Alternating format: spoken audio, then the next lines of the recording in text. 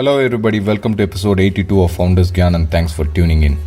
Each week we talk to a startup founder about an interesting topic, and this week our topic of the day is Delivering the Agile Way.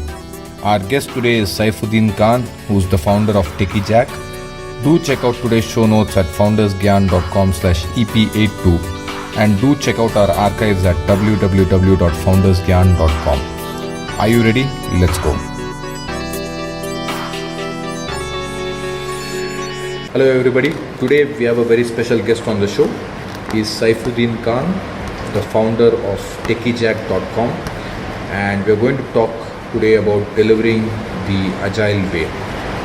So I think this is something that will be very useful for all startups. So Saif, why don't you give us a quick introduction about yourself and your company TechieJack. Okay, I am Saifuddin Khan. People call me Saif, yes at the rate IF.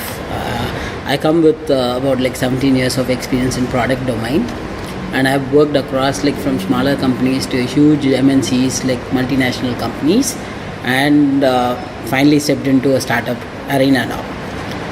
Coming to the TechieJack primarily is found with the name technology and a jack together. Jack is something like the screw jack people use for actually cars or heavy vehicles to lift, right? A small device which helps to lift the heavy weights in an easier fashion. So we similarly wanted to adopt that kind of jack to a technology. So TechieJack is found with the vision that any technology problems that arise that we foresee in the society, we use a jack that's made of technology to solutionize and leverage the problems. Awesome. And you have about 15 years of corporate experience, if I'm not mistaken. Is that right? Yes, I have about 15 years of corporate experience. Before I started and founded TechieJack, I was working as an AVP for a company called Abnomic Systems in Bangalore, which is primarily into application performance monitoring domain. All right. So I think what we are talking about today is going to be a great topic and something that is very useful for a lot of startups. Now, for some of the startups who probably aren't too familiar with the agile methodology, so can we first get the definition out of the way so that people who do know about agile can learn more tips and tricks about the technology? Yeah, sure. See, agile, if you look at the dictionary, right, it is actually moving quickly and lightly too. It's nimble, being responsive. See, any company, if you ask us, want to be quickly moving and adaptive, right? Especially startups doesn't have too much time to breathe. Right? So agile, see, I find agile to be a suitable mechanism for startups. The way ideas can differ, the methodologies can differ, but agile I prefer over the other existing techniques which I've seen it working. Right? So it is actually basically a mechanism, rather a way to deliver the projects. There are other ways too. It is not the success mantra. If I pick agile, my project would be successful. No, it is not. But it helps you to bring problem onto the table with data in the front for you to look, analyze and find the best solution available. So, is agile only a method of delivering the product, or can we also use that as a method for coming up with our idea, coming up with a prototype? Can agile be can agile encompass all the various aspects of a startup, or is it only with regards to the actual product development? No, see, agile, it has nothing to do with startup per se. It is again a management, a way of actually delivering a project. It could be a construction project, it could be a software project, it could be a restaurant, anything. For example, most of the restaurants, right? Look, for example, the dhaba wala or the roadside dosa guy, they are agile only. You go and order, he makes the dosa in front of you, and you can actually tell him, must add little spice and little salt. He make all those in front of you. So he is agile already. Right? It is basically a framework to enable you to actually modify your whole structure of running the show. So it can be applicable anywhere. Right from the ideation stage of a startup. Ideation may not be directly applicable, because ideation primarily what you do, you have an idea, you start developing the idea with a mind map on your thing, right? Like, so there is no phases in that. Right, but you can still use Agile in the ideation phase so that you know when to stop with the idea and when to move on to the next phase. So that comes in the mind map itself, no? See, mind map, how, like for example, I have a problem today. I think it's a good problem for me to find some solution. So I take that as a nucleus of the whole idea. Then I start branching out. This could be one reason, this could be one reason, this could be one reason. So the more I keep branching them, the more and better visibility of the idea that I will keep getting. So I have not used it, to be pretty honest. I have not used it in the ideation phase, but I have used it extensively in execution of my projects. And I have seen the success rate of my execution well. And I've seen success rate of other people as well when they actually moved on to Agile. It brings its own plus and minuses. There are few trade-offs that people have to do. All right. So for our listeners listening out there, so as part of this podcast, what we have done is we have come up with a set of questions that focuses on the important parts of the Agile methodology. So we are going to kind of walk through some of those important steps. We will dive right into that. So one of the things that you were talking to me about was the 5 why technique. I think you mentioned that the 5 why technique is Correct. a very important part of the Agile methodology. Correct. So could you talk a bit more about that? 5 why technique is basically a management technique, primarily used for root cause analysis, right? Like Ishikawa diagram that people call as, if something happens, you should ask 5 times why to determine a stable answer to it. So this gives you primary reasonable root cause of the problem. Say for example, like since we are talking more into the startups and software community, say a bug occurs at the customer's place. Okay, the first question I guess, why is the issue occurred, right? Probably people can answer, a bug has come. Then again ask that the first try is completed, second why is the bug not captured during the engineering process? Because like engineering has its own QA, right? Then they can say test case is not available. Correct? Then the third why can be, why is the test case not available? Correct? People can say like, we did not even know the use case of the product. We don't know the product is going to be used in a certain fashion. So the test case was not available. Then I say, why did we not know the use case itself? Correct? Probably the requirement itself was not captured. So the root cause to me is, okay, if we have captured the requirement well, detailed enough, the way how the product is going to get used, this problem could have been stopped. So this is how 5 why analysis happens. So what I wanted to try out is like, why should people use Agile? So I wanted to apply this 5 why techniques on that and see if it makes sense for people to adapt to it. It's something that I wanted to do here. Okay, awesome. Now, the other point that you were talking about was that we should stress individuals and interactions over processes and tools. Could you explain that to us? What does that mean when you say that we should stress individuals and interactions? See, Agile in short, right, like has primarily focused principle. It is a framework. The principle is to focus on 4 valid points. One of which is what you just said, individuals and interactions over process and tools.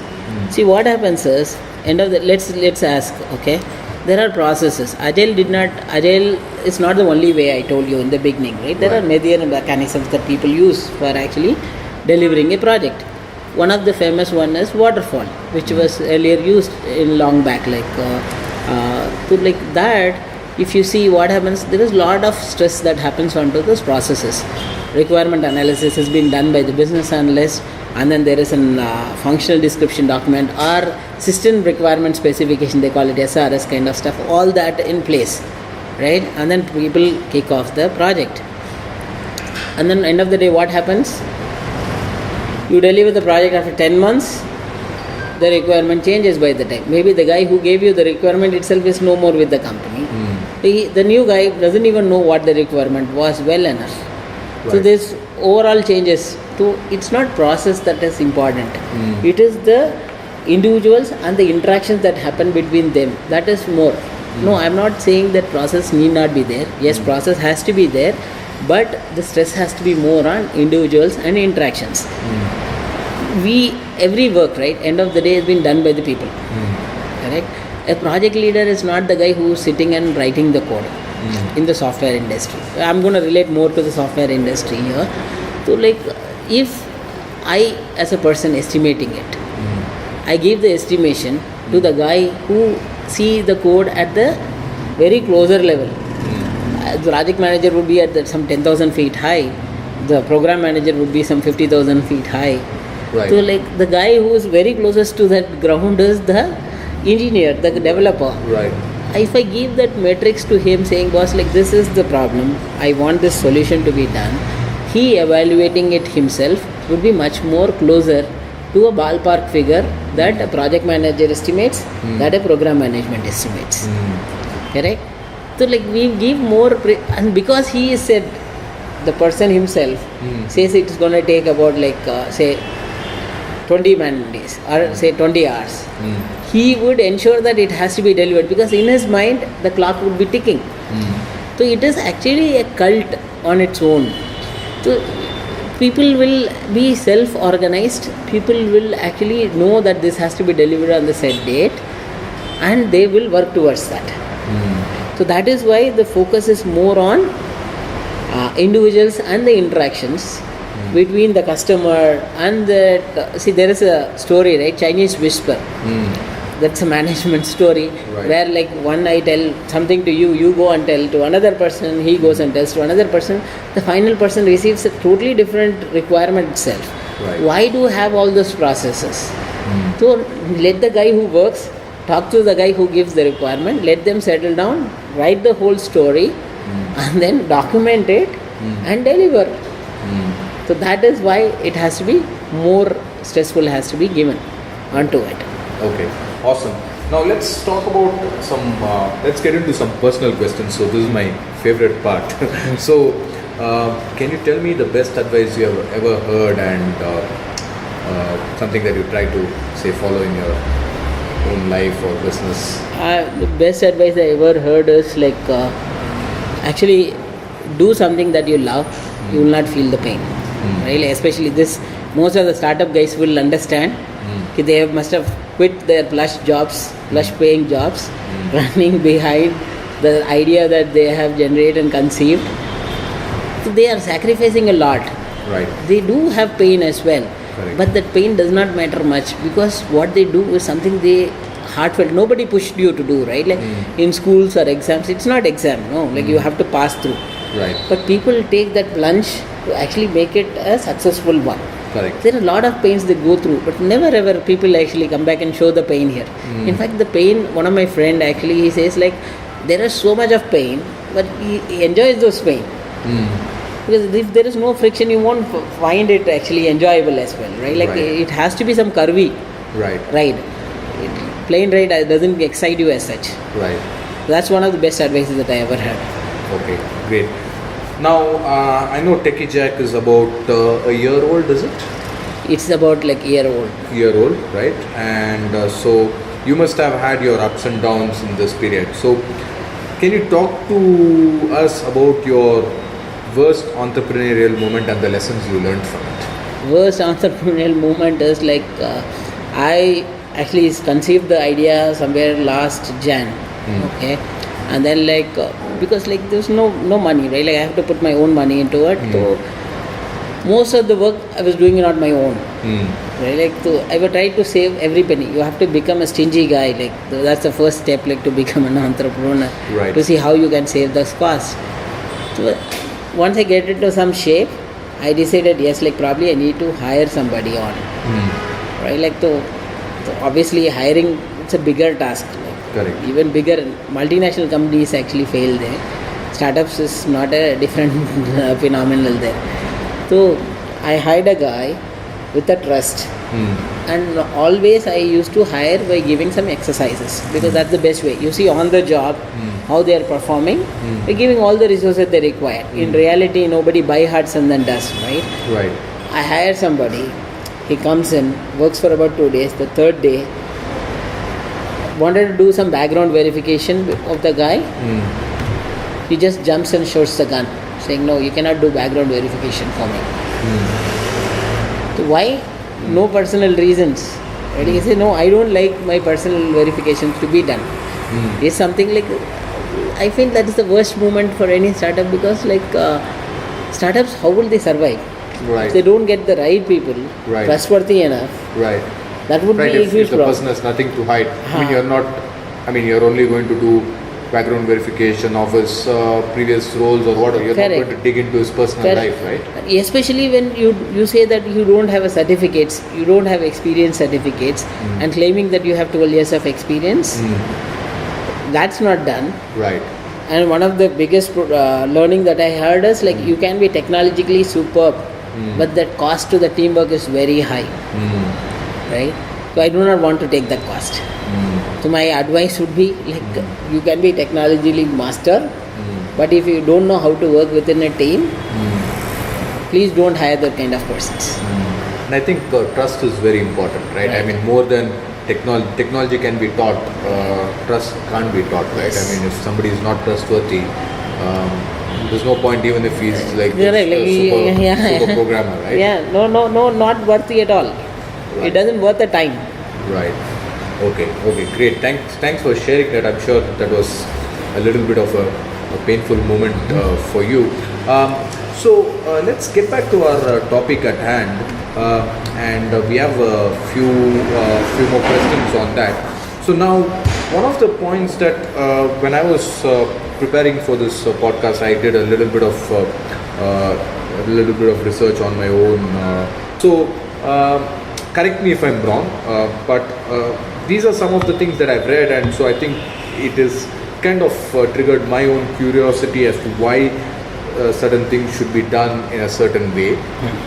So maybe you could correct me if I'm wrong, or if I'm right, maybe you could give an explanation a little bit more about why we need to do things in a certain way. So one of the things was that we should collaborate with customer, and the second point in that was that we should not follow the plan that we had put in place at the start. So could you validate these? I mean, are these right, and if so, why? Okay, let's actually take an example here. Probably this will help a lot.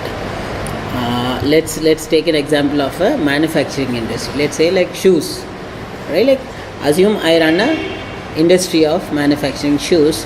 You as a customer come in, right? You come in the month of Jan, okay, and order me some 500 pair of shoes, okay, some specific design that is running at that time. I say, boss, this 500 pair of shoes going to take 6 months for me to produce, okay, and this is the cost. Pay 30% upfront, like whatever the rest of the sales cycle happens. Now, end of the 6 month, you come back, okay, you get to see your first vision on the product in the month of June, when you ordered it in Jan. Right. And then you realize, boss, this is not what I wanted. I wanted something different. Right. Maybe your understanding was not right. Or maybe my explanation Was correct. not right. Like something went wrong. Maybe the narrowing was actually too much, or like you had a very flat base. Something the design is actually not applicable. The colors actually at that time when I ordered, probably the color was actually blue. That was in trend. Now the trend color is changed to orange. Something like this that can happen, which is going to bring like not so good moment for both the people, right? Like both did not do anything wrong. Right. The guy came with a good intention to manufacture something and sell to the market. The manufacturing guy took the requirement at that time, deliver it at the set time. I'm not talking about, I'm looking at an ideal scenario of a delivery. Right. Now, what happened here? The collaboration did not happen. Right. And it's probably a little late. It's Late going in to the cost. It's huge. It's going to cost It's a lot. not the money, it's the time. Right. Time and money also, right? Correct. If you, maybe it can be changed, the design can be changed, or Correct. whatever, or maybe there needs to be a lot of work. Maybe it has to be discarded Yes. or completely done. Correct. Right. So what it does, Agile actually tells to collaborate with the customer. It helps the whole delivery of the project itself in smaller chunks. So you say, okay, I will not deliver, say, instead of 500 shoes delivering after 6 months, can I deliver 100 shoes in 1 month? right? Like so 100 shoes in 1 month, it's a good number. So 100 shoes, I will deliver it at the end of January. So this guy can take to the market, okay, time to market they call, right? Right. And then he can see the response. Come back and probably stop the 300 shoe itself.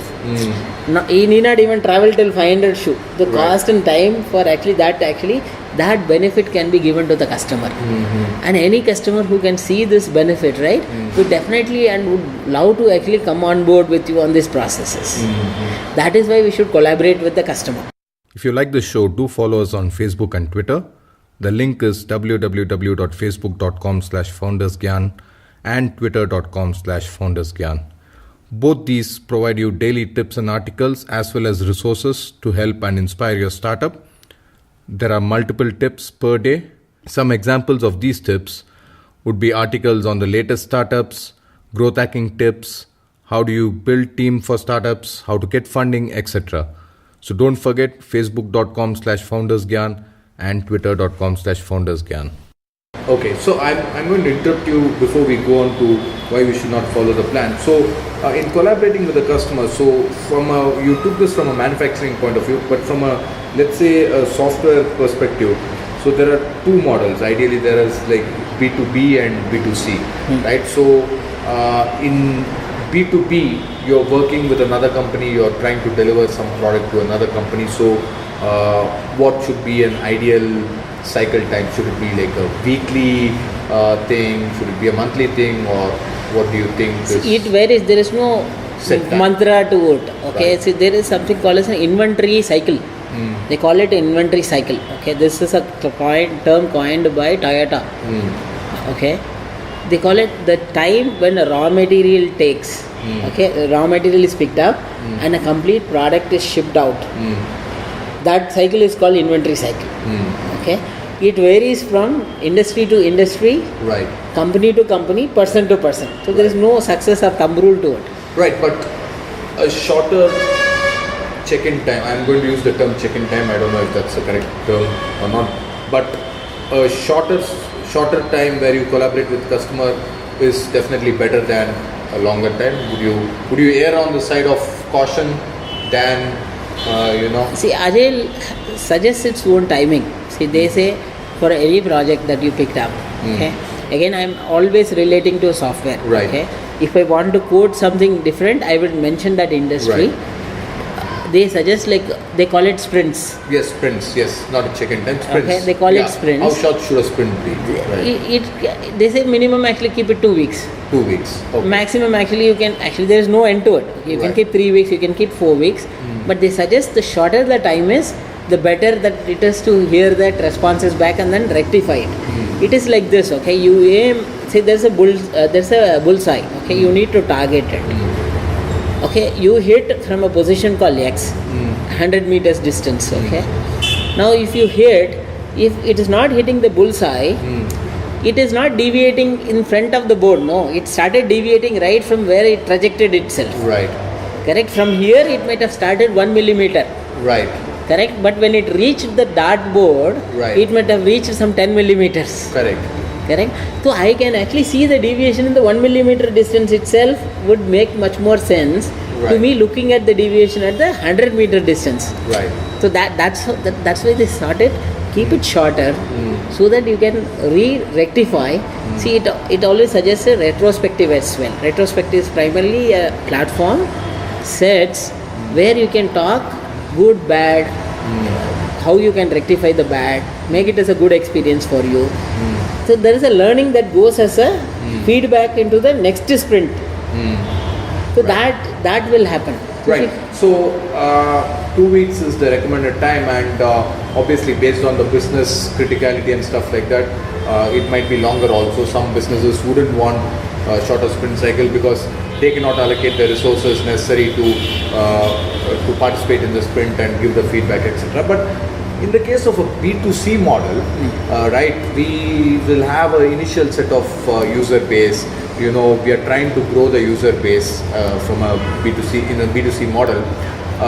So is there any kind of is there any restrictions to there should be minimum so many customers for this sprint to be valid, or it doesn't matter? No, it doesn't matter. Like it doesn't matter. See, normally companies will have something called as privileged customers, right? Like who get like see, when I work for a company MNC in my earlier stint. Let's talk about from a startup perspective. We are talking about a startup who's, let's say, trying to create a B2C product and trying to market to the masses, and so they come up with an initial release and they try to follow the agile methodology where they're trying to check in with the customer and find out the feedback and keep on improving, right? So are we okay even with small numbers? Like numbers doesn't matter as long as you think, hey, this is a good feedback for me to take in. And this is something that I need to change. Correct. Right? So it doesn't matter whether it's 10,000 customers or even if it's just 10 customers. Correct. As long as the customers are people who want the product and it's your target customer. Correct. You can't have customers who are not your target customer and take feedback from them. See, right? there's a proverb from Guy Kawasaki, okay? No product is good enough. Okay, so if you keep thinking that it is not a good thing to go out, you will never end up. Okay, there are different perceptions that keeps adding. Right. So instead of actually you deciding it, the guys who use the product gives you feedback would be the much more valuable thing, right? Like, so there is no numbers to it. It is actually, that's why I call it as a cult. Okay, it is a cult. Right. You need a different mindset of people. You need a different execution mechanism. You need to think out of the box. Right. Okay. Excellent. So there was the second part of the question to that was we should not follow the plan. So I'm guessing it's pretty self-explanatory that if you blindly follow the plan, coming back to the shoe manufacturing thing, if the manufacturer blindly follows the plan that he put in place for the 6 months, obviously it's not going to work out. So based on the feedback, he has to keep changing the plan. So I think it's self-explanatory, but is there something a bit more you want to add to that? I would probably give you one more example. Say for example, you started from your office to my office. Right. There is a plan that we did last week that you will meet me. There was a calendar that you have put me. Right. Assume there is some uncertainty that has happened today to me. Right. You cannot just say that no, I will follow the plan. Is it going to be helpful? Right. No, it's not going to be helpful, right? So you have to become adaptive. You say, something happened, you have to understand this, and it's better that we reschedule it to some other day. Right. Correct? So no blind following doesn't going to help. This is what it was happening in earlier mechanisms. The shoe manufacturing thing, right? It was a waterfall model. Right. Most of the manufacturing industry does the manufacturing because of the time that it takes. It's a huge investment as well. Right. But software is pretty much actually easy. Right. And people would want to see the agility into it. Right. Okay. Excellent. I think this is a great discussion. I think we could continue this for a couple of hours also. We were talking and almost an hour before this. I'm sure we can talk one more hour, but in the interest of time, I think we will just have a few final questions and then wrap up this interview. So one of the other important criteria is with regards to change, right? Software and startup is like a very volatile environment. There are a lot of changes. So in the agile methodology, how should we respond to change? Is there a difference between a traditional software development model versus agile methodology? There is, in traditional approach, you cannot respond to change. See, you take, like, say for example, you are designing a beautiful website. Okay, you wanted to do like some flash animations onto it, like you do all those. Okay, build the entire site into a flash website. Now all of a sudden, HTML5 comes in. Okay, which is very responsive. Right. He can put it in a mobile, like everything automatically takes care. Right. Now if I want to actually respond to this change, right, like if I have used the traditional water flow model, I would have finished the product and then only the customer would be able to see. Right. And by the time, even if he wants to change, the cost is already occurred, the time is already gone. Right. If I adopt to this, like respond to change, in the 3rd month or 4th month, he can come back and say, hey, HTML5 seems to be the good thing right now. Like it's become responsive, and most of the people use smartphones in India. we leapfrog that desktop, right? Like we directly jumped into the smartphones now. Right. So like it's better like that we actually redesign the site in a HTML file rather Flash. So what do? I save some 3 months time. I save some 3 months effort, and it's much more easier because that will be fresh in my mind. So I save a lot of time in refixing those as well. So that is why it is better that we should respond to change. Change is inevitable, right? In short, change happens everywhere.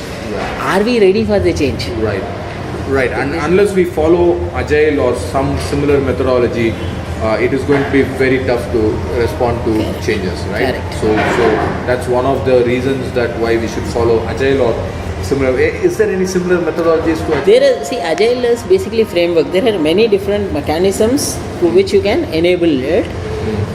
The one form, whatever that we spoke about, is primarily a mechanism called Scrum, really, which is a 2-week sprints kind of stuff. There is extreme programming. Right.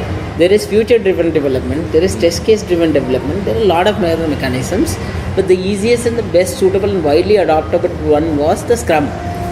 Okay. Cool. Okay, excellent. So, what would be your biggest tips with regards to Agile delivery methodology, and at the same time, some of the challenges that are there in Agile delivery methodology? See, if you say the tips would be like the first thing is management has to be having a buy-in. Really, the top guys has to be aligned. If they're not aligned, if they don't believe in Agile, there's no point that we go and run behind the ground force. It has to be top-down approach. Right. It cannot be bottom-up approach. Okay. People have to be empowered. They have to be trusted. If a guy says, a guy by name Naresh says this task is going to take me 30 hours, the same task by another guy Suresh can take 50 hours. Right. Correct? So, but we have to see who is going to do the task. Is it Naresh or is it Suresh? And then estimate it. So people have to be empowered. Right. We can't say there's no thumb rule. We can't say to Suresh, Naresh can do it in 30 hours, so why not you? You can, it doesn't work that way. Right. Okay, you might feel that you are actually saving the 20 hours, right, but eventually you will lose more time than that in reality. Right. Okay, and then like people have to just think that it will work well when people have the understanding to understand, take the feedback and correct it. If they're not ready for that, then they should step away from it. It will give you data points. Boss, you did not do this well. And if I don't have the courage to take that in a positive fashion, then like it is not my cup of tea. Right. So we should be very open to feedback, very receptive to feedback, and take it in a positive way. I think that's a great tip, because I think traditionally, especially startup founders are a bit averse to taking feedback in a positive way. They think that my idea is the best, or the customer doesn't know. But I think Agile says that you better listen to what they say. I mean, you don't need to take 100% of what they're saying. You should use your judgment, but that doesn't mean you justify whatever flaws the customer has pointed out as X or Y. Yes. Right? Anything else? I think those are also kind of like you answered it in a very Agile way. I asked you for tips and challenges, but both of the things were kind of both a challenge and a tip. Anything else with regards to tips and challenges? The bigger challenge that I have seen is the mindset of the people. Because you have a shorter delivery period, people normally don't have a buy-in with that. Because people have traditionally worked 6 months project. Okay, maybe they will sleep for 5 months. They will work only on the last month. But but their brain is already set to program in that fashion. Correct? So people's mindset has to be changed. They have to have a buy-in. They should actually, this is going to help them capture a lot of under the carpet works. See, in traditional development models or frameworks, right? You can actually sleep for 2 months. Nobody will even know. Nobody will even check. Right. You can do so many under the carpet work. Right. Here it will tell you are not right. Correct. He has not done good. Right. The requirement was not given by the project manager or the product manager. So people can actually take data. Okay, there are tools which enables, which there is Rally, there is like Jira kind of tools which helps you get the data on board. The top management can see the data and act wisely. Hey, there is a requirement from the customer. Now, why is this not picked up for the release? They can ask. But everything has to have a mindset of buy-in. Again, that mindset has to change. People normally complain, 2 weeks I have to develop, I have to test, I have to automate. There is a doneness criteria kind of stuff that normally that gets defined. For a product to be shippable, it has to complete certain stages. That gets verified in 2 weeks time. So that is the biggest challenge. The team adopting the mindset of 2 weeks delivery. Right. So yeah, I mean, a lot more work, I guess, for the people. You have to be productive. I think, those are big challenges. Now, I just have a couple of final questions. So, are there any books or resources that you recommend where people can learn a bit more about, say, agile methodology, or even with regards to startups? Are you a reader, or do you follow any blogs? Or some resources you mentioned? I do write my own blog in the TechieJack.com. So I write about more on the product companies, how do they operate. So what's the blog? It's a TechieJack.com/blog. /blog. Okay, I'll link that up on the show notes. Any other? Do you read? It's an agile forum. See, again, people have to jump in and start using. See, I told you, right? It's gonna be same thing, but people have to change their mindset. Get a buy-in. Yes, I have to be ready. If 2 weeks I'm not working anything, then there's something seriously wrong. Right. So he should walk up to the guy. Normally in Agile, they call somebody who organizes whole time as a Scrum Master and say, boss, I was sitting idle for this whole week. Either you're not allotting work to me, or I'm not capable to do that work. Is what you get a feel. So they both have to sit and talk. Right. Again, interactions, stress on interactions and individuals, right? That comes back. And again, feedback. I mean, it could be a problem with both people. It's not necessarily that the person is not capable. So this comes out very clear on the table. Okay. So is there any books that you would recommend for other startups? Art of Startup. Okay. By Guy Kawasaki. Okay. And then there is a book called Startup Focus by Pollinizer Publication. Okay. These two books, I guess it should be a mantra for the startups. Okay, awesome. We'll link that up on the show notes so that people can take a look and buy them and read them. So I just have one final question, but before we go to that, what's the best way to reach out to you? Of course, people can go to your website, which is TechieJack.com, and take a look at your services. They can reach out to you through your website, but if they want to personally get in touch with you, what are you most active on? Email, LinkedIn, Twitter? Email and LinkedIn are the most active. Okay. Active pages. Great. So email is Saif at TechieJack.com, right? And LinkedIn, I'll link that up on the show notes page so that people can reach out to you. There are a lot of startup listeners. They might want to bounce some ideas off you, might want your services, etc. So I'll link that up on the show notes. So with that, we'll move on to the final question. So just imagine that whatever we have been talking for the past 35 minutes doesn't air, and only one Gyan would air from your side. So because this is FoundersGyan, what would be your one Gyan to startups? Could be with Agile, but didn't necessarily be anything to do with Agile. Could be just general startup Gyan as a founder yourself. What would be your one? See, there is a concept called burn the boat. Okay. See, the idea is primarily if you are in a journey to find out the island you want to take on and then leave on, you have to first burn the boat.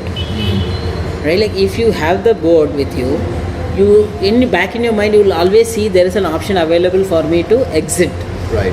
Correct? And by statistically, people often, when they are either going to die or succeed, they actually succeed.